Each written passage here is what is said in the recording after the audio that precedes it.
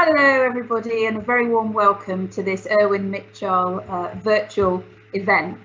Fantastic to have such a lovely long list of people attending, and we are grateful for your support, especially at this time of crisis. To come out and enjoy a conversation like this seems like a good plan, and we see over 100 people have joined us today, so thank you for that. It's great for us to bring our clients and our communities and colleagues together. One housekeeping point: we've had quite a few questions submitted for our guests, which is wonderful, but you can still submit questions as the event goes on, and if you'd like to do so, we will address those at the end of the formal part of the conversation. I'm going to introduce everybody to you now without further ado. So I'm Kathy Leach. I'm the National Lead for Spinal Cord Injury at Irwin Mitchell.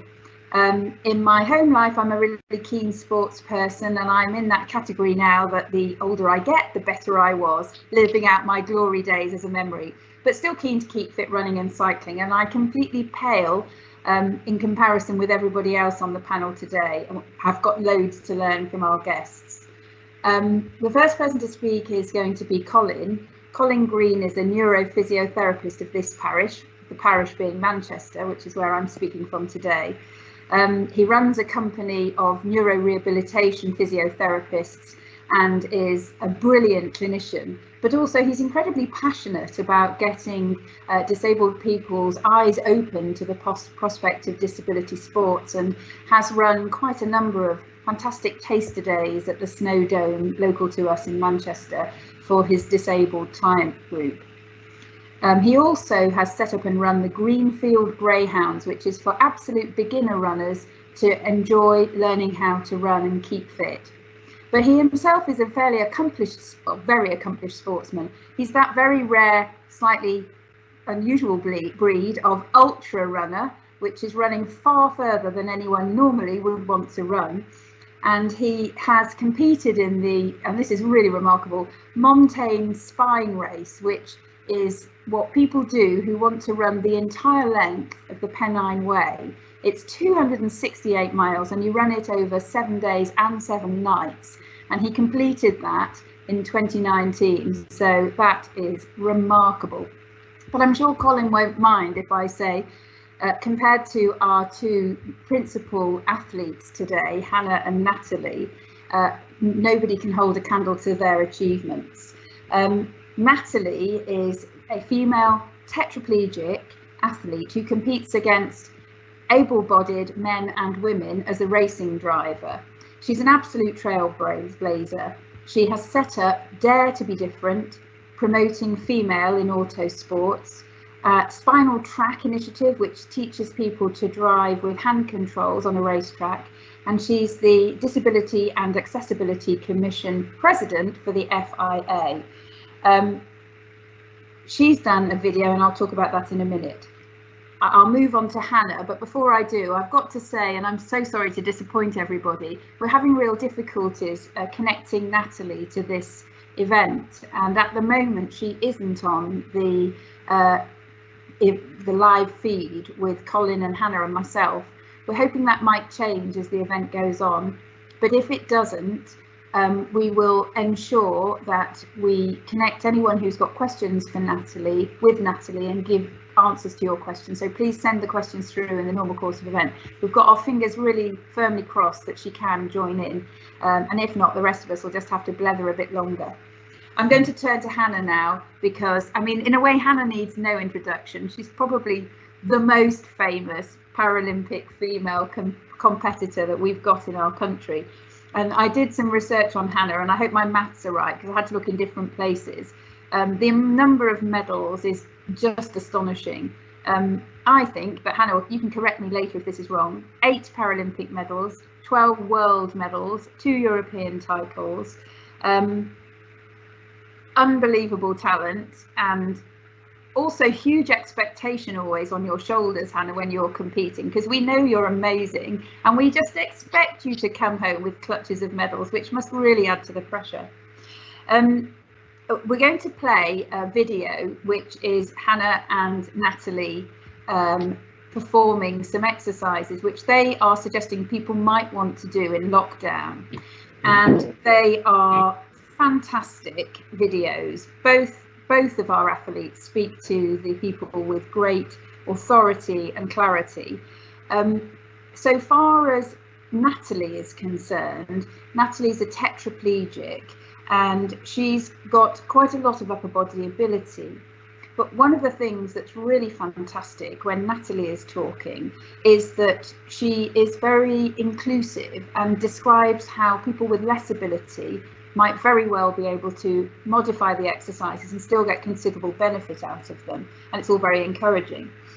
Hannah is also fantastic on the video and a great communicator, and has many ideas of how you can exercise and how you can use things around your home to help you with your exercising. So we know from Hannah that it's absolutely not possible to use own brand baked beans if you're going to use weights. Only Heinz will do.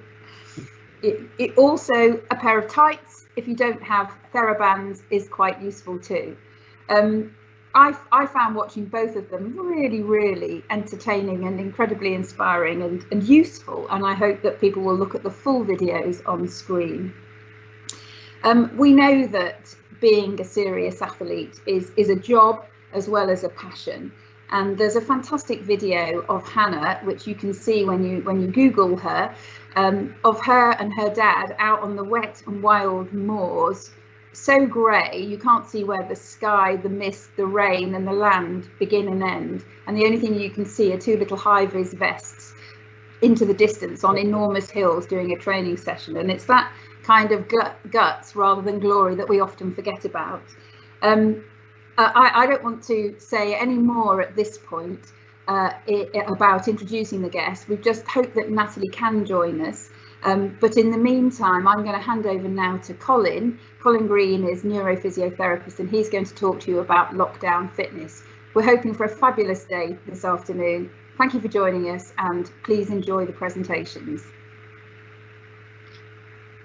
Okay, thank you very much, and thank you to Irwin Mitchell for asking me to speak today. It's a real honour to be amongst such hallowed company, and hopefully Natalie will be able to join us. What I'm going to be talking about today is lockdown fitness and how to keep ourselves in as good condition as possible in these bizarre times. And it's a great opportunity to speak to both Natalie and Hannah.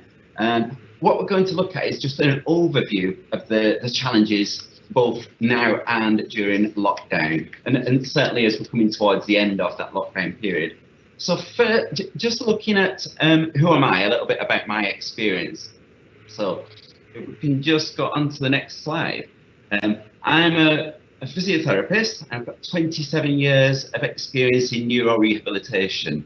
I founded Physio Matters in the year 2000, and a really proud director of a team of brilliant neurological physiotherapists. And we've got a real strong emphasis on adaptive sports and looking at doing activities rather than exercises, and that will be something I come on to. Had a long-standing partnership with Irwin Mitchell, including expert witness work, and always love working alongside the staff at Irwin Mitchell.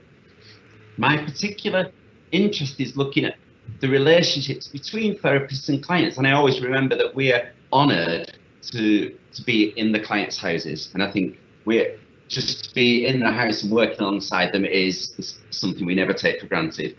Something also, I've worked with lots of professional and amateur athletes with neurological conditions, from Premiership footballers through to rugby players through to golfers. And what's really interesting is seeing their attitude when injury strikes or when they're dealing with a disability. And that mindset of an athlete is something that I find particularly inspiring. And so I'll be quizzing Hannah on that shortly. Get ready, Hannah.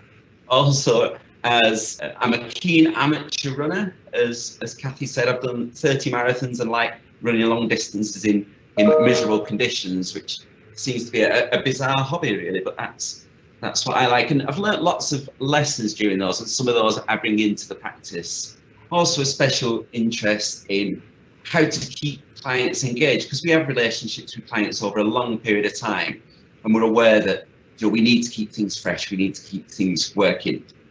Anyway, that's enough about me. A little bit about you, and I want you to just have a think about who you are and what your kind of attitude to sport is.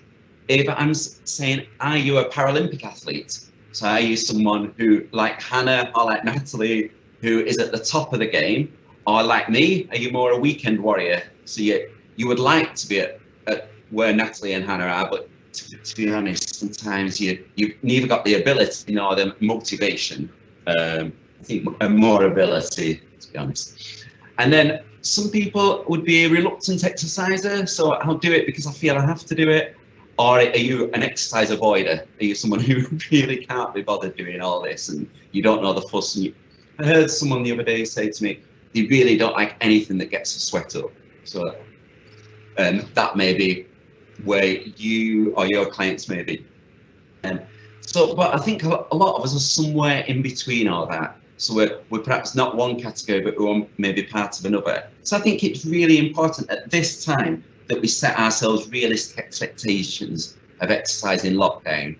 I think lots of exercises that have been and aims that people have in lockdown is they're going to sort their whole life out so that when they come out of lockdown, they've got a beautifully decorated house, the garden's perfect, they've learnt to speak Spanish and Portuguese, and that everything's sorted. But I think we're going to look at those expectations. So, and for our clients, we look at, are we hoping to maintain their ability, or are we hoping to improve their ability? And there's a balance between those two and looking at expectations of those two. And finally, just on this slide, we're looking at some people. I would say someone like Hannah is definitely a completer, whereas there's nothing wrong with some people who just want to complete. When I did the spine race, I knew I wasn't going to win. I finished actually twice. It took me twice as long as the winner, but I was going to complete that course. So I think it's that completion versus competitor that's a really important point. Okay, so just moving on from that, we've got the next slide, and we're going to look at what fitness is in a really broad term. So a general description of fitness will be the condition of being physically fit and healthy. It's a bit of a boring definition, to be honest. What I think is a more appropriate definition will be the quality of being able to suitably fulfill a particular task or role. So for some people, that may be that they're a full-time athlete and that their job or role is being an athlete.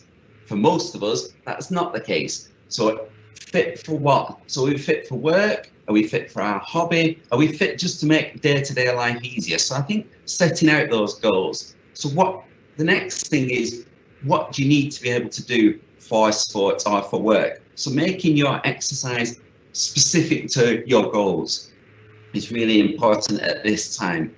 And as physiotherapists, we look at setting exercise goals and writing them down and making people honest to those goals. So saying, what are you actually hoping to achieve? And if we can make those SMART goals, that we can actually measure them, and that they're achievable, realistic and timed, then that's even better.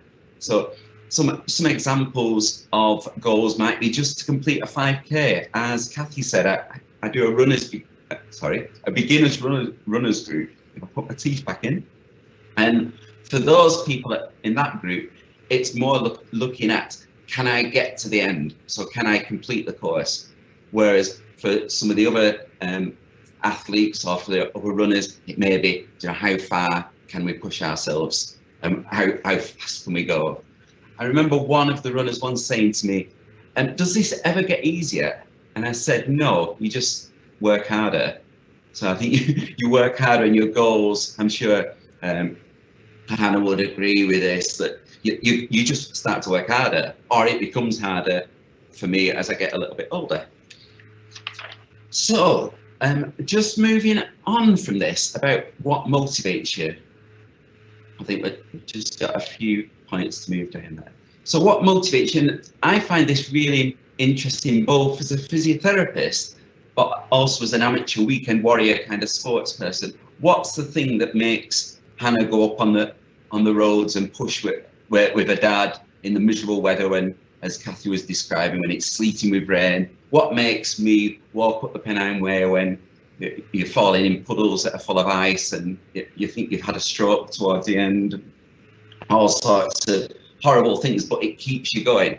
So if we're just looking at different types of motivation, and we can see from this slide that we have two types of motivation. We have both the intrinsic and the extrinsic motivation.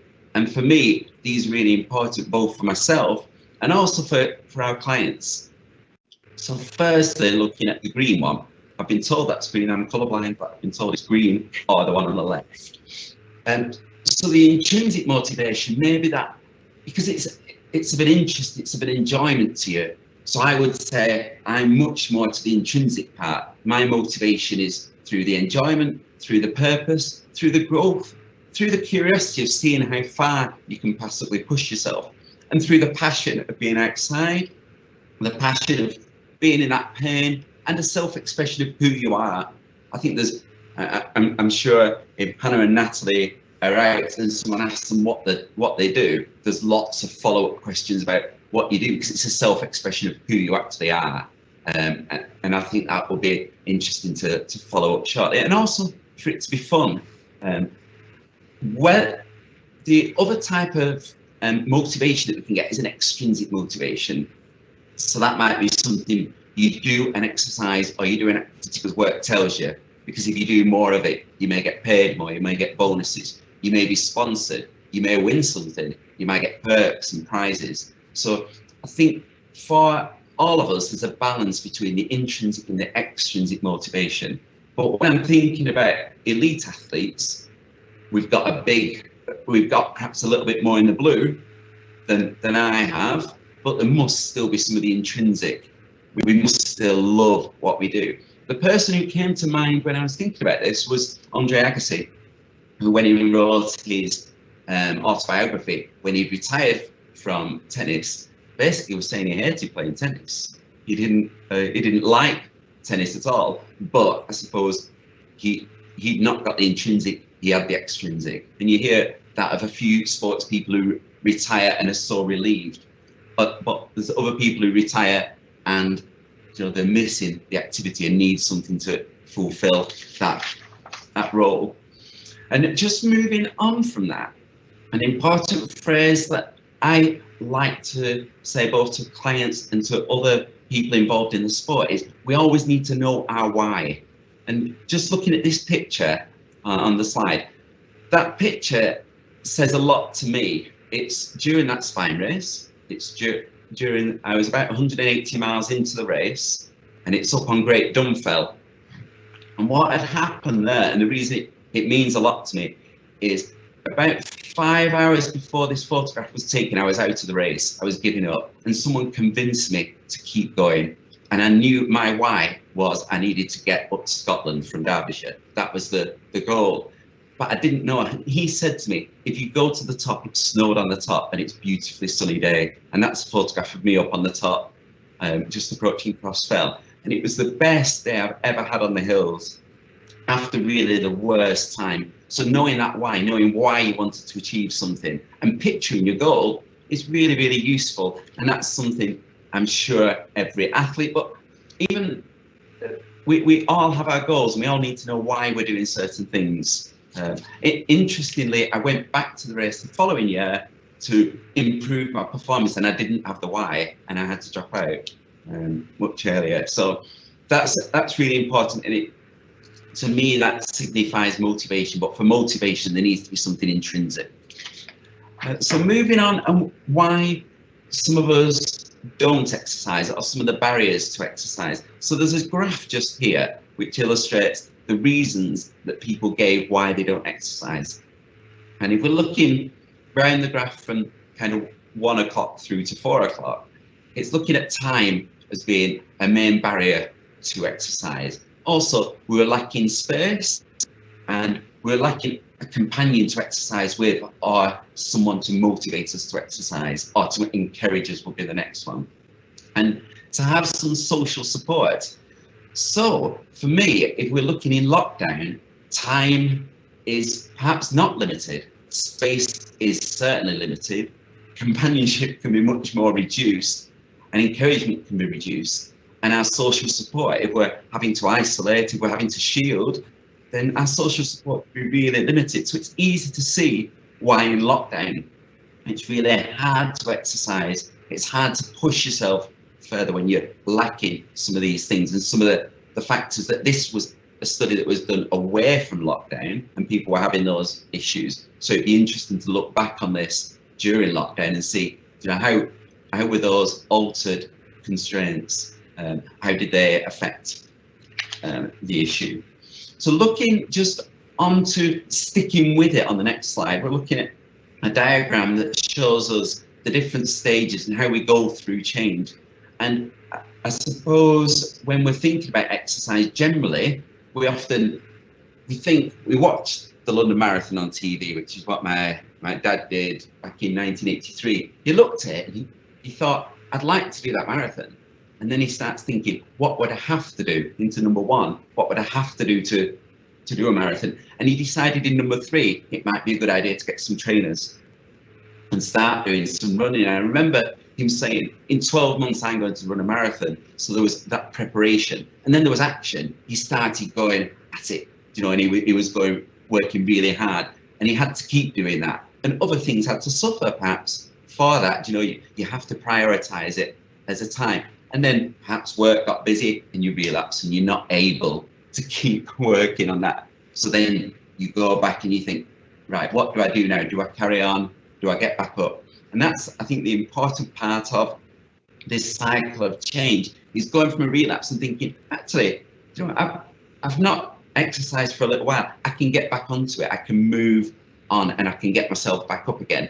And that's, again, one of the points I want to bring up with Hannah shortly. So just moving on from here, I wanted to share some of the tips that we found as a physio practice have helped people, but also comments when if people want to ask questions, we'd be happy to answer some of these questions. So firstly, as I've said before, identify the motivation. What is your why? Why are you doing this? Is it an extrinsic pressure, or is it something internally? I love going out in the snow and the wind and the rain. I love going out in the sunshine. I love being in the water. It's just something I love doing. So, but also, is someone watching me? Is someone going to think that if I don't do it, is there an extrinsic pressure? It could be that you're sponsored and your sponsors or your coach are saying, actually, Hannah, why are you not training? Your whole, that's what you're supposed to be doing. It's like if I didn't turn up to work, you've got a job to do, get on and do it.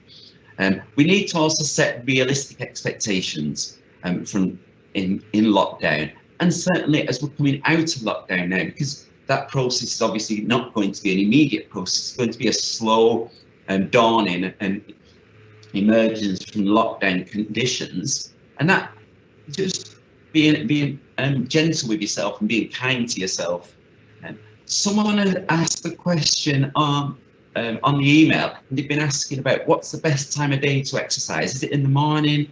Is it at night? And it's a point of discussion. Personally, I would always want to be out early doors and get that work done, because I love the mornings and my energy just fades as the day goes on. But you may find that other people, it's much more the other way around. Early mornings are not the great thing. Also, food is an important one. I'm only just going to cover this very briefly. And do we use food as a fuel? Is it just the thing that we eat to be able to fuel us to do our sport, our activity, our job? Or is it a reward? I remember one client we used to go, and he was always putting weight on. And when we established it, he said, I go to the gym and then I get a chicken kebab on the way back from the gym to reward myself for the exercise I've done. And we had to have a discussion that the exercise he'd done at the gym was the equivalent to a small banana rather than a chicken kebab. So that I think that relationship with food is something not for a physiotherapist particularly to address, but for us to be aware of. And next, looking at being kind to yourself, that if things don't go right, as we're saying, the next point, it's okay to reset. It's okay to go to somewhere and then set off again. Certainly on my long runs, we come to checkpoints that might be every 60 miles, and you may come into the checkpoint feeling, I've had enough, but then that little rest, that rest time and then you're ready to go again. And the same about training, that it's not a relentless process, that there needs to be a reset process. The other thing I wanted to look at was accountability, and we touched on this briefly, is you need to be accountable to someone. You need to answer to someone to say, have you done it? That might be a physiotherapist, it might be a personal trainer, it might be a coach, it might be a sponsor. It might be posts that you put on social media that you've said you're going to do something, and if you don't do it, then you look pretty stupid. Or it could be gadgets. So we've been using successfully in the lockdown period gadgets like Strava, like WhatsApp, like Fitbits, in monitoring people's activity, and that's been really good. That they can then report into us every week and be really proud of what they've achieved, or try and avoid our emails when they've not achieved it. Okay, so just one other thing is, who would you want to be like? So sometimes there's really positive role models. One of my role models within the ultra running world would be Jasmine Paris, the lady who beat me by twice. I ran it twice as slow as she did. But looking at the sacrifices she's had to make, I find inspiring. Yeah. So finally, just in my penultimate slide, actually, just looking at some of the ways that Physio Matters, we've looked at the promoting creative rehab in lockdown. We've done, alongside most other professionals, we've been looking at remote consultations, but a real challenge of hands-off physiotherapy, because physiotherapy as a profession is very much hands-on. So it's really tricky then to relearn your physiotherapy skills and have to sit on your hands and still deliver a physiotherapy service whilst not being able to push and prod someone. But one of the things we've been able to do is to maintain structure and maintain routine, so our clients know that there's still someone interested, there's still someone they've got accountability to. One of the nice things moving on is that we've done a lot of music in the sessions. So we've been using Rocky, we've been using Queen. With one client who really didn't exercise, as soon as I came with a Eurovision song contest playlist, she was going for it, and she really enjoyed that session, and it was a way of her actually enjoying exercise. She had never exercised before a brain injury, so just doing this now was massive for her. We're looking at using any creativity, so we have a lot of physioactive activities that we show on our website. Loads of different things we can do, from kayaking, from skiing, from cycling, from boxing. So looking at how, whilst we can't do a lot of these activities now, we can take components of them or do kind of pre-activity training for clients. And as I said before, we can do socially distanced sessions, which may be virtual sometimes, but are going to start to be that we can be with a client outside, socially distanced, but we're able to encourage them in a more face-to-face manner. We'll talk a little bit more about the use of tracking apps and Strava and such like, and that final word is that accountability that we talked about. So just finally, the future as we come through lockdown. So I think what lockdown has shown us is that physio is really hands-on, and it's a real challenge not to be hands-on.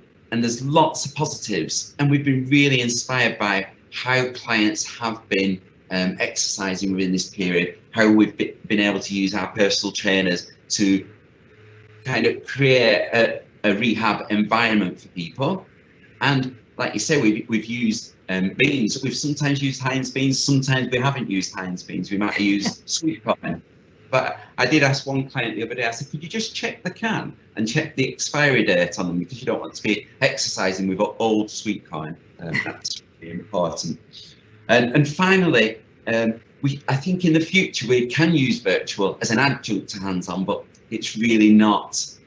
That's really not the future. But I think it can add into what we do. So that's kind of what I wanted to say. But I'm sure who you're really waiting to hear from. I'm going to hand you back over to Kathy, who can introduce Hannah to you. And thank you.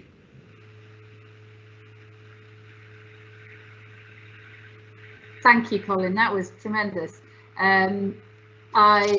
I was listening to your talk and thinking about what motivates me and loads of other people, and two of my clients really came to mind. One of them was a professional footballer when he had an injury which was career stopping, and the psychological effect of not being a Premiership footballer, which is what he would have been, was absolutely devastating. And then about 4 or 5 years after we settled his case, I saw that he was in the Rio Paralympic five-a-side football team, and I was so delighted that his love of the sport had enabled him to carry on enjoying it in the Paralympic field as he had previously in the Premiership. So that was great. And so he was obviously motivated to compete and by the sport. And I've got another client whose case settled last year, and I was a rower in my younger days, and he took up rowing as a paraplegic after his injury. And I remember saying to him, he rowed on the river at Shrewsbury, which is very bendy, and it's one of the ones where if you race, the start is very staggered, which is quite a shocker as opposed to side by side. And so I was talking to him about whether he wanted to race, and he said, absolutely not in a million years. I can't think of anything more dreadful than the pressure of having to beat somebody.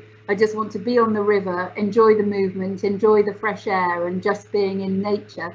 And it's so peaceful.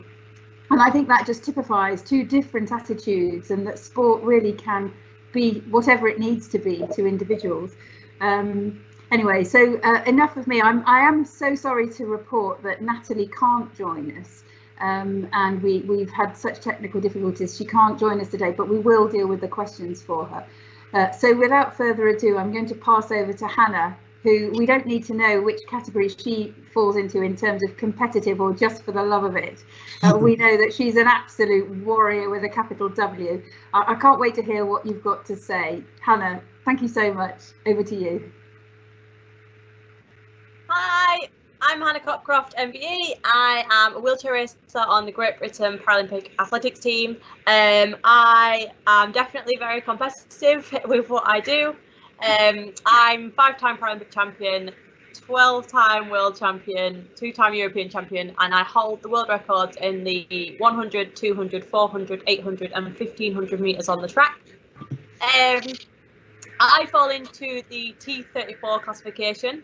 So for anyone who doesn't know, parasport is split into classifications or categories, which means that when you are competing, basically it's fair competition. So you're competing against someone who has the same abilities and indeed the same disabilities as you. So T34 stands for track athletes with brain damage and cerebral palsy. I fall into the brain damage side of that category.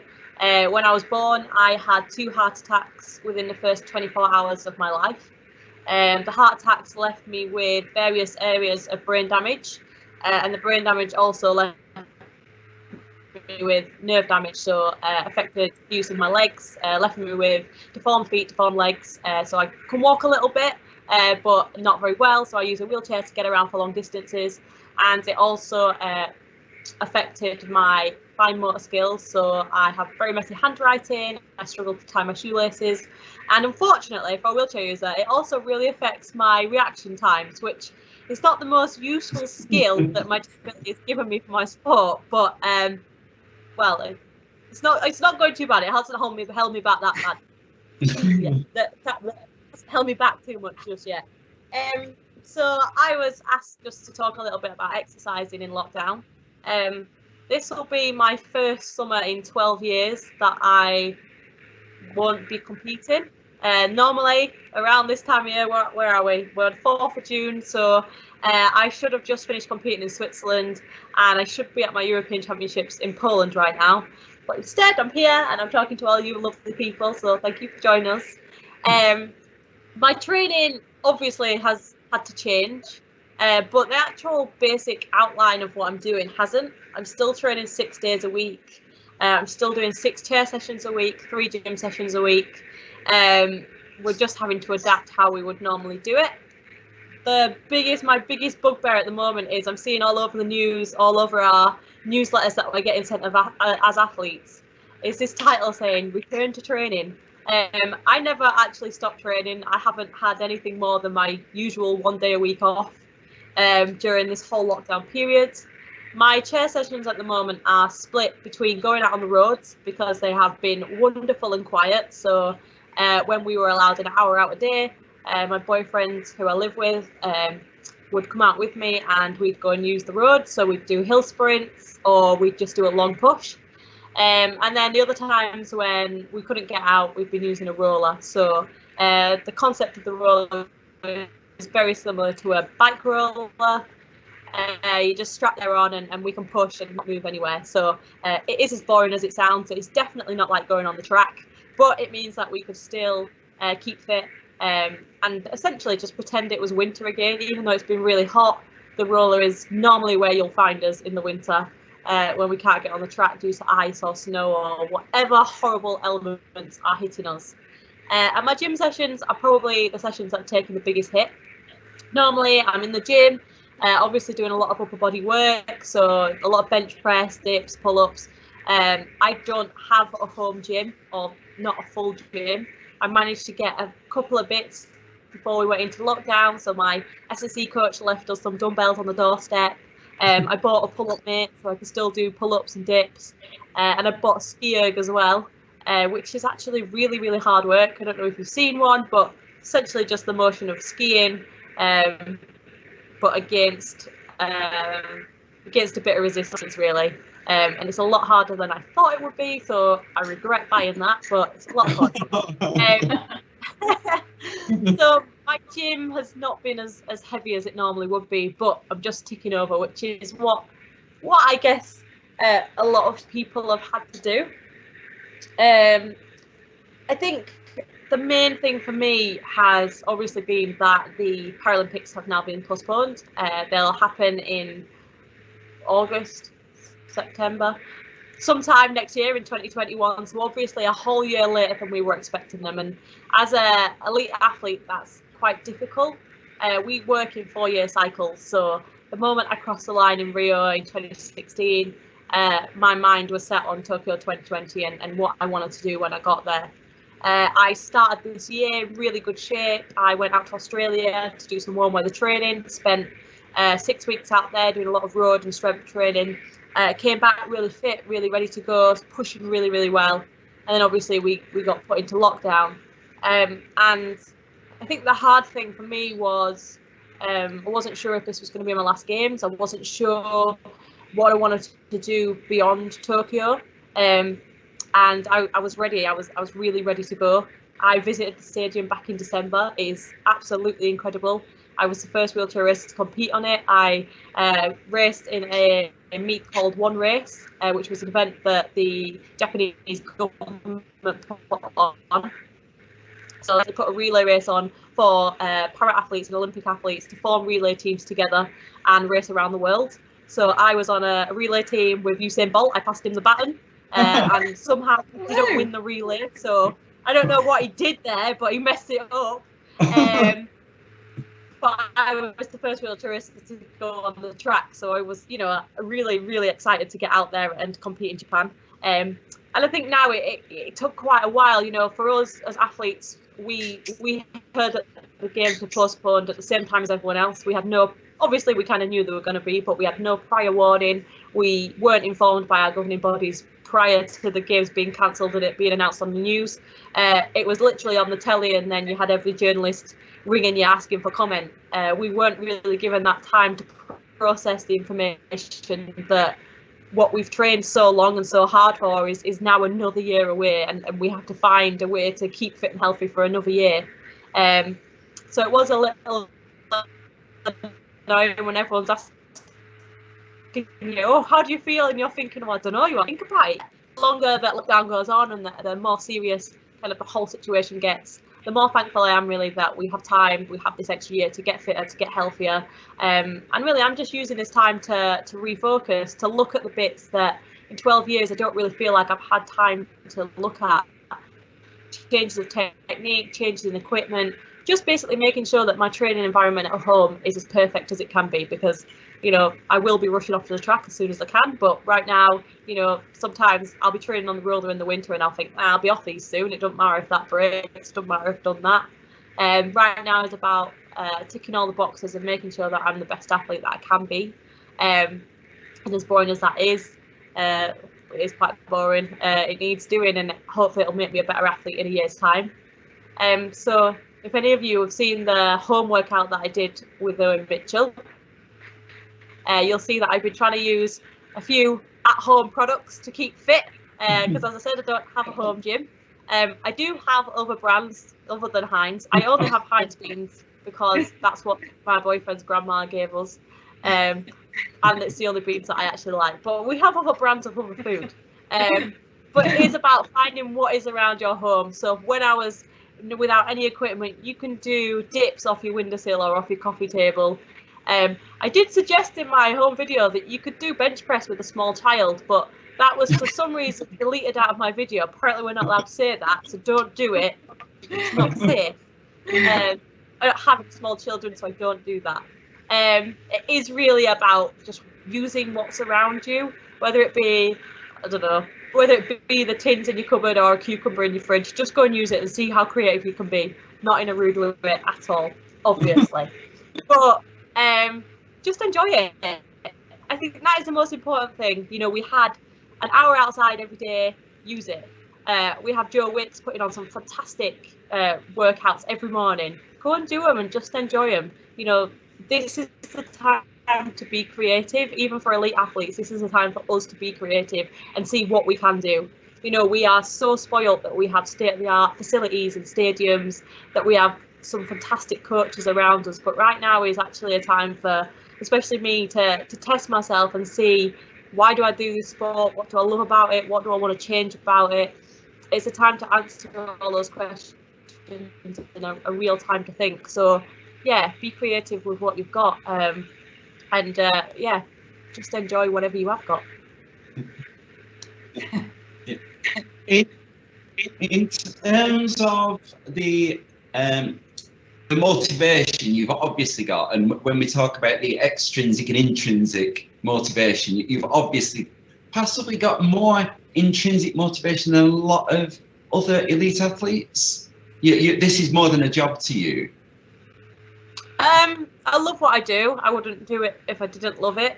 I think that's the most important thing.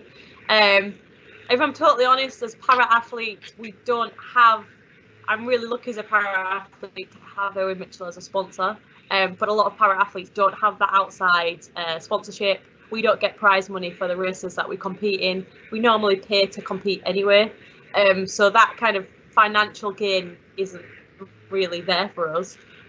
For me, it's ultimately, I love winning, I'm not gonna lie. That really motivates me to go and train. But I want to be remembered. I want to do something that people will remember, and I want to be an athlete that people remember. And obviously there are days where I don't want to get out of bed, it's bad weather, I can't be bothered. So when you see me out on the roads with my dad in the hail, it's normally because my dad's made me go do it. So a little bit of that, you know, people encouraging you is a massive thing. A little bit of it for me is not wanting to let people down. I know I have a lot of supporters. A little bit of it for me is I don't want to embarrass myself. Like you say, I line up on a track and people expect me to win, and I've had a couple of races where I haven't done what people have expected, and I've found that really difficult to deal with, and I don't intend to ever put myself in that situation again. I think I just have a pride where I get to wear this kit, I get to go and represent my country, which is something a lot of people would, you know, kill for. They'd absolutely love to do that, and it's a dream, and I get to live that dream. And I have a pride in the fact that I want to make sure that every time I line up on that track, I'm doing the absolute best. I can sit there and know that the performance that people see, that's the best I can do, whether I win a gold or a silver or I don't win a medal. As long as that's my best, then I'll be really happy with that. And I think deep down that comes from a childhood of not being allowed to be involved in sport. I didn't start playing sports until I was 12 years old. Being told a lot of times, oh, you can't do that, you need to be careful, you're going to hurt yourself. So the word can't was everywhere growing up. And really it's just about proving to people what I can. So I think I'm a steady mix between the two, and it strongly depends on what day it is, which one is motivating me. But I definitely have a massive passion for my sport, and hopefully to get more people involved in it and to make them fall in love with it as much as I have. So we could add in the extrinsic category, we could add Hannah's dad. Is that right? Yeah. You mentioned about exercising and you had a single rest day per week. Do you want to say what you feel you benefit? Because we've had some questions in from the audience asking about how can you avoid exercising too much, and also someone who is talking about struggle with fatigue, so possibly going out really hard and then fatigue and feeling despondent. Have you got any thoughts on both rest days and also how to manage fatigue? So I'm really lucky. My training is set weekly by my coach, so obviously she's got a lot of experience in kind of how training plans work and how to put them together. Ultimately, my training works in monthly blocks, in 4-week blocks. So week 1 is kind of like a learning week. It's learning the sessions I'm going to be doing for the next month. It's working out where is the best place to do them, how is the best way to do them. Just basically going through the motions, still training hard, but learning things as I go along. Week 2 and 3, the intensity gets harder. So I'm in week 3 right now. This is my most intense week, where I've got the most reps or the most lifts or the longest efforts, whatever it might be that makes that particular session intense, is what I do in week 3. And then week 4 is a rest week. So I'll completely drop the intensity down. A training session won't be longer than an hour, so my body has more time to recover every week. And my training kind of in the week is split in half. So I begin my week I start my week working on sprints, because my primary events are the 100 and 800. So couldn't be more difficult to train for those 2 events, really, because they're quite difficult. They're quite different. So we start the week working on the shorter, more explosive things, because I'm obviously not going to be as tired as I'm going to be towards the end of the week. So I can, as I mentioned before, my reaction times are quite slow, and they get slower the more tired I am. So if I work on that particular area when I'm less tired, then they're more successful, and I'll kind of teach my body how to respond quicker. And then from Wednesday onwards, we concentrate more on the longer distance stuff. So I'll be doing longer reps, or I'll be doing a long push. So I could go for a 13-mile push. My sessions don't just stop at 800 meters. And then Sunday is my favorite day because it's my day off and I sit and do nothing, and it's great. So yeah, kind of, I think planning is really important in terms of rest days. Make sure that you have a consistent rest day. Don't just take them, don't just wake up in the morning and go, I'm tired today, I'm not going to bother training, because trust me, you just won't go back to training. So make sure that you have the same day off every week. Make sure that you don't expect your body to go 100% every single day, because it's not going to do it. So, if you're going to start off, maybe do Monday, Tuesday quite intense, have Wednesday as a recovery jog, or keep moving but make it easier, and then build it up again towards your rest day. And make sure that at some point you have a week where your body can recover. You're not pushing it really that hard at all, because you really don't want to push yourself to injury. And I think fatigue wise, listen to your body, know how to pace yourself, know your limits.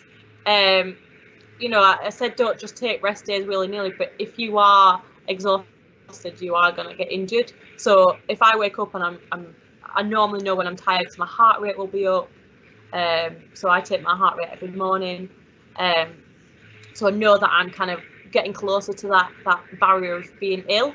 So just listen to your body, listen to what it's saying to you. Obviously, like I said, I have a group of professionals around me that are kind of analysing all those statistics that I have to send them every day, how well I've slept, hours of sleep I've had, my heart rate, what I've eaten the day before. It's all being looked at all the time, so I do have a lot of guidance with that.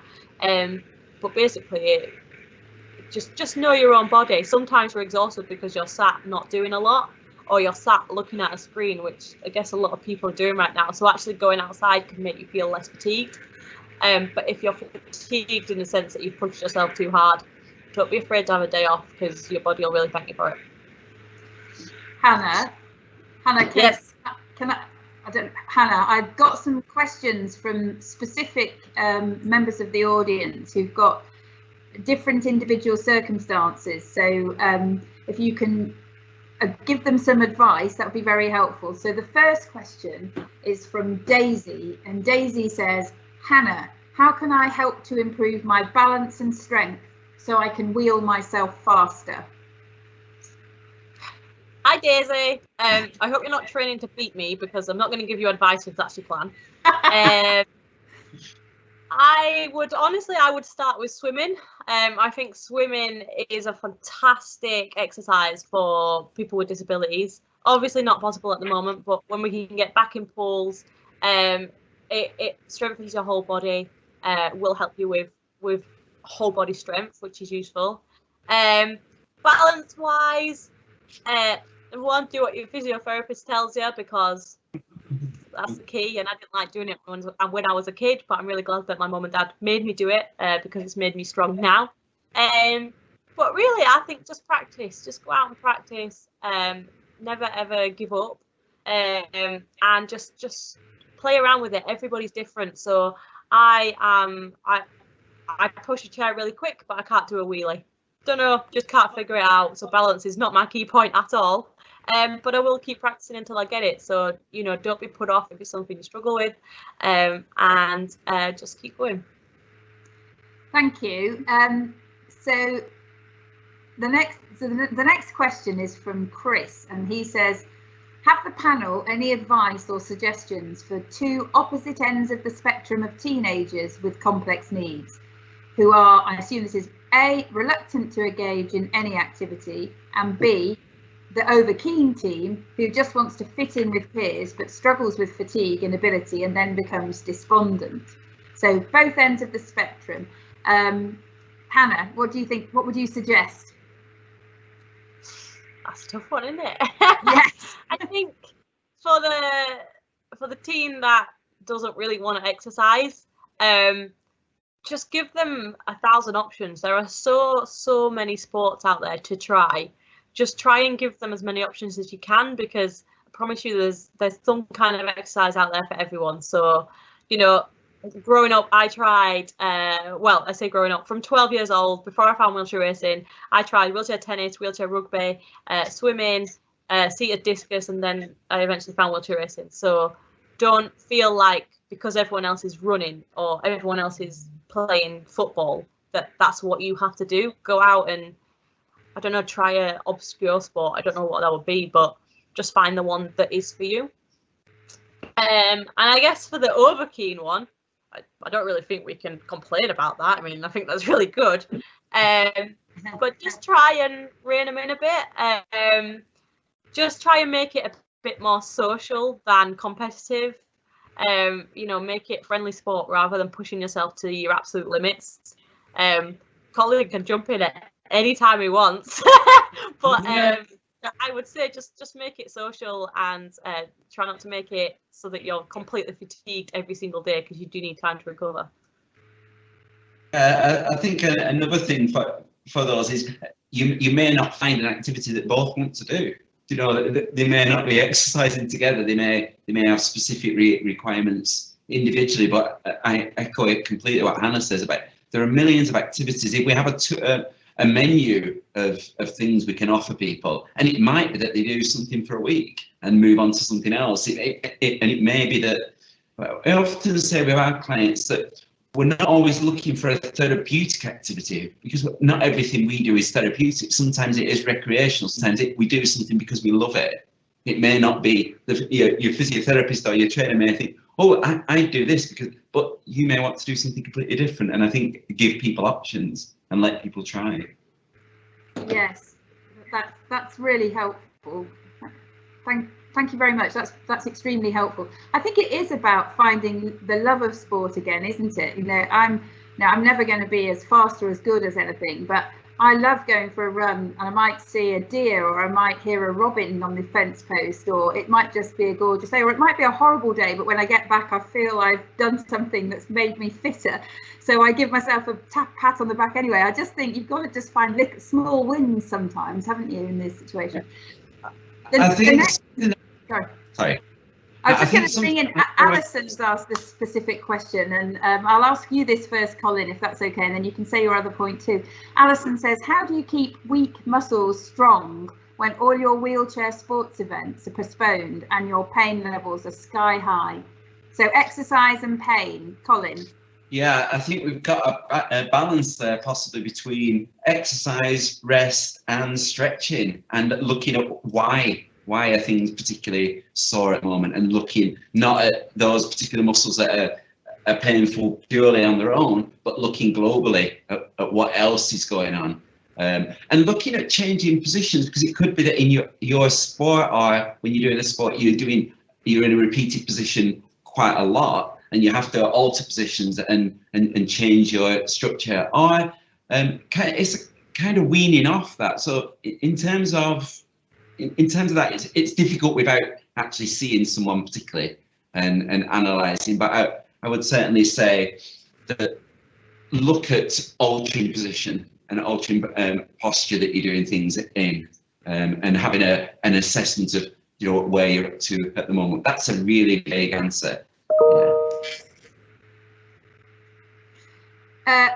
Thank you. Hannah, do you have anything to say on that as well? I think mostly I agree with Colin. Try and stretch. Maybe that can be, one of your sessions. Instead of doing a training session, have a really good recovery session. So I would stretch. I have a recovery gun, so one of those massage gun things, which I find really useful, because like Colin says, when you're in the same position every day, it can get tiring. So in the race chair, you sit on your legs and then lean over your body, which you would think that I would get pain in my legs, but I actually get really bad pain in my lower back because it tightens up so much, because that's where all my movement is coming from. So use this time to try and work out your own techniques, because actually everyone's pain is different, everyone's disabilities are different, and that's one thing I've found works for me. And yeah, don't be afraid at this time to just use it to recover and rest. A lot of elite athletes are actually not training at the moment, so you shouldn't feel guilty either if you just want to just take some time out. So there's an intriguing comment. From David, which just says the thought process in the moment when you might go for a run or you might not. How do you tip yourself one way or another? Colin, you look keen. Yeah, I've got a good, what I feel is a good answer for this. If you're not going for the run, say if you're going for a run for an hour, what are you going to do with that hour?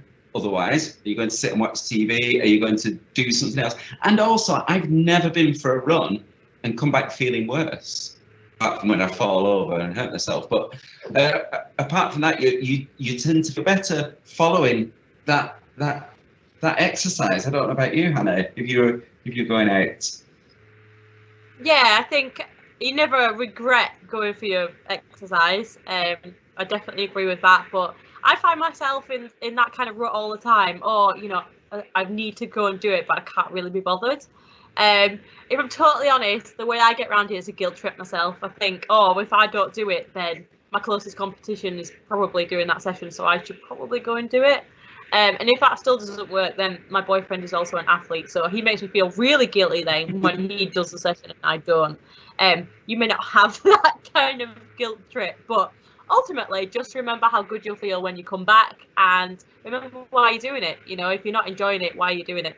Ultimately, enjoyment is the most important part. I think sometimes dumping your watch as well. Dump your watch, dump everything you've got, and just go out and enjoy it. If you can run somewhere beautiful, run somewhere beautiful. Or if there's nowhere beautiful, just run somewhere hard. I completely get the dump your watch thing, although I'm the opposite during lockdown. I've been a bit of a slave to my watch because it tells me the exercise I've done every day and I don't want to let it down. And sometimes writing things down is quite a good thing, because you can look back over what you've done during the year or during the months and just feel quite chuffed, and also work out how many calories you can now eat, which is a good thing. I'm thinking we've got a few more questions, but I think we've covered quite a lot of them. Is there anything finally that either of you would like to add to encourage everybody listening to get out there and exercise, or stay in and exercise? what does it mean to you in just a short sentence? What's your favourite thing about exercise and well-being? You go first, Hannah. Oh, I can do. I guess my final thoughts would just be, we've been given this time that none of us expected, and whether we're furloughed, whether we're still working, whether the Paralympics are cancelled, whatever it might be, everyone is using their time differently. So just be creative, use it as a time to not feel pressured that you have to do things, but find things that you enjoy. Get outside when the weather's good. You know, we've had some glorious sunshine the past few weeks. Just get outside and enjoy it, because you will never regret a training session, you'll never regret exercise, and you'll never regret feeling fit and healthy. So whatever you're doing right now, just have fun. And I think it's excellent to hear Hannah having achieved so much, still to be so motivated and still to love your sport so much. And I think that's a real lesson for people, to do what you love, because you're going to have to do it in some miserable conditions, and you're going to put yourself through some pain. I remember, I think it was the Brownlee brothers said, there may be faster people than me, but there's no one who can suffer as much as me. And I think that was an interesting quote, that people were able to put themselves through it because they love the sport, because they love the activity at the time. Yeah, but it's really, really inspiring to hear someone who's achieved so much still love the sport so much. I couldn't agree more, Colin. I mean, how fabulous to have two such brilliant speakers.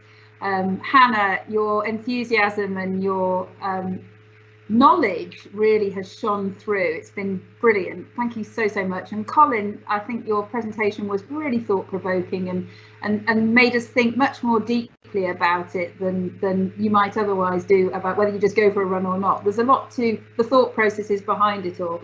I think you've both been great, and I'm really grateful for your contributions. Thank you. Everybody watching, thank you too. We've had some fantastic questions and interaction, and we appreciate that, and please send any feedback you've got. We really would like that. There'll be a link on the events hub for the survey, and please do let us know. And if you'd like a similar thing in the future, again, please let us know. It's a weekly event, these webinars, different subjects. So if you've got a topic that you think we could cover, please again tell us. We would be happy to consider all sorts of different things.